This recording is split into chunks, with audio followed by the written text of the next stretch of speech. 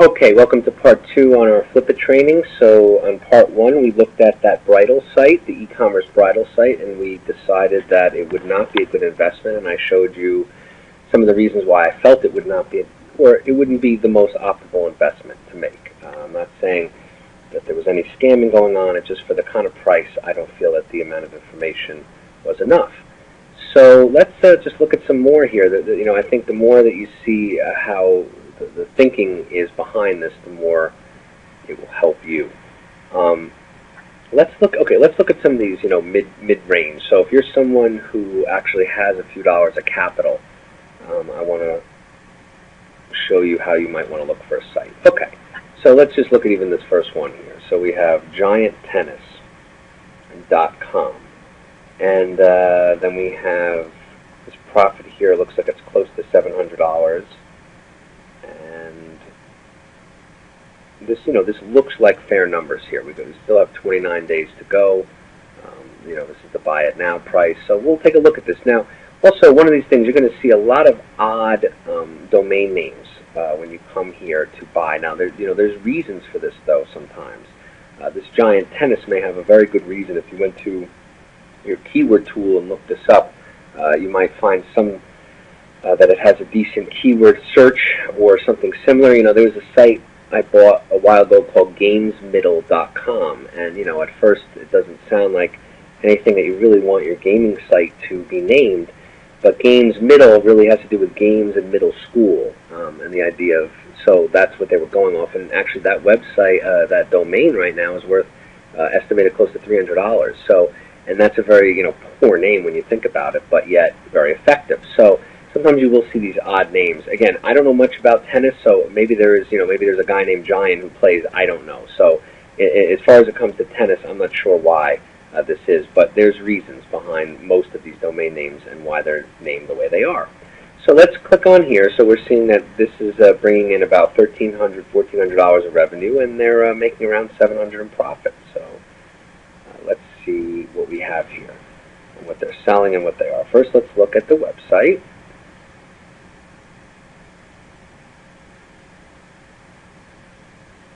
And I'm going to pause this for a second. Okay, and we're all loaded up here. Giant Tennis. So let's see here. Well, it looks like it actually looks like it's an e-commerce store. And see now already. Okay, now I like that we found this second store, because we can get a really, I can really give you, the clear difference between a site that I feel is eye-catching and you want to interact with, and a site that's not. So, here we are again, another e-commerce store, but here we have lots of visuals, and it's very clear what they want you to do. The call to action here, it's basically this is what we're offering, and this is who we are. And let's go down here and scroll a little bit. Okay, and I like this. They have a live chat. It looks like they take all payments, which of course any e-commerce site should do, especially if they're going to try to resell it. And yeah, I mean, this is a pretty well-made site, I would say. Again, now the fact, now it becomes, okay, well, it's well constructed or decently constructed.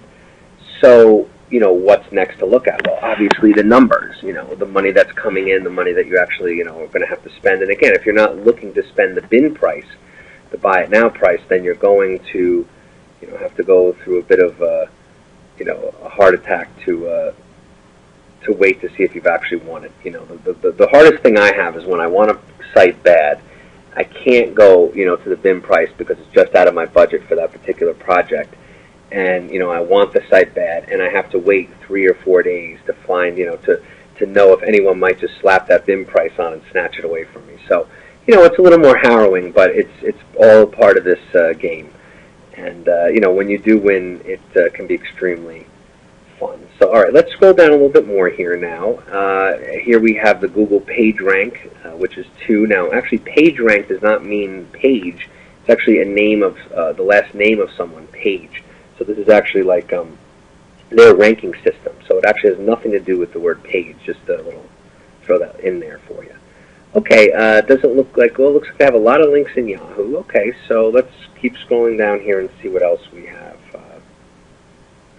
Okay, so now, here we go. Here's a site. Remember the last site we were on in part one? We had, excuse me please for the screen keep doing this. But the first part, video one, had the description, and you saw it was about this long. And, you know, they're asking $5,000 to $7,000 for their website, and they're giving you this much information. So this is more of what you want to see. Again, this could all be fluff, but the more revenue details you see, the more they talk about the site and give you specifics, you know, the better that looks. Now, did they, yeah, okay, so now look at this. So now these guys have decided, and very smartly and rightly so, to add all these statistics. Here's merchant statistics, here's February, you know, March, April, May, and again, they're giving several months. Like I said in, I think one of my articles, I talk about how some people will pump up the sales for a month and then just put, you know, this analytics for a month up there and tell you that that's how the site is doing. So this is what you want to see. You know, you want to see these files, you know, there it is. That, again, can someone be, you know, doctoring these up? Absolutely. You know, is this a guarantee? No. You know, there isn't. But again, you want to just be smart. And you want to talk to, let's look at their trust now. Let's go back here and look at some other factors. But so far, I would actually at least interact with this person if this was a kind of niche I wanted to get into, if this was something I was interested in. And, okay, so look, no feedback, though, and their trust level is still a +3. Trust just means the different steps you take to get yourself verified and all. But, you know, they do give a lot of information. I might engage them in conversation if this was a site I really wanted. I certainly wouldn't just throw, you know, I'd read through this description. I certainly wouldn't just throw the bin price on. It doesn't look like they're offering any extra specials to buy it at the bin price, which is a little surprising because, like I said, most of these sites will do that to try to get people to, you know, buy at a higher value. So, you know, again, this is something I would at least look into. So, okay, so there you have two examples of sites on Flippa and some of the things that you want to look for, you know, when you're looking through these sites. You can always send private messages to any of these sellers. You can always engage them in conversations. You know, usually I will find once I engage someone in conversation, either, you know, instant message or email, I pretty much get a sense if this is someone I want to deal with or not.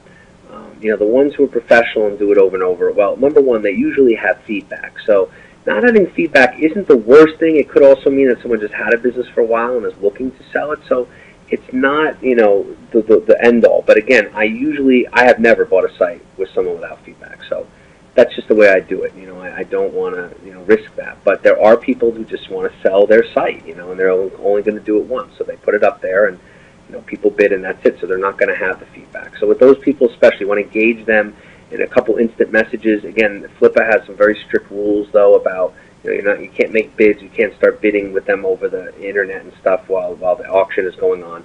But number one, you can find great contacts this way, people that maybe build other websites for you or other similar websites. You know, and again, just to know if this is someone that you feel might be reputable or not. And that's it. So these are the two trainings on Flippa. You know, I will have eventually more trainings, let's say, on selling websites on Flippa. But, you know, in the end, it's really not that hard. You know, I mean, I figured this out myself, that, you know, the main page, it just has, you know, buy website, sell website. You just click on either one, and it pretty much walks you through. So, but these are the first two trainings on Flippa. Hope you enjoyed them, and I look forward to seeing you in future trainings.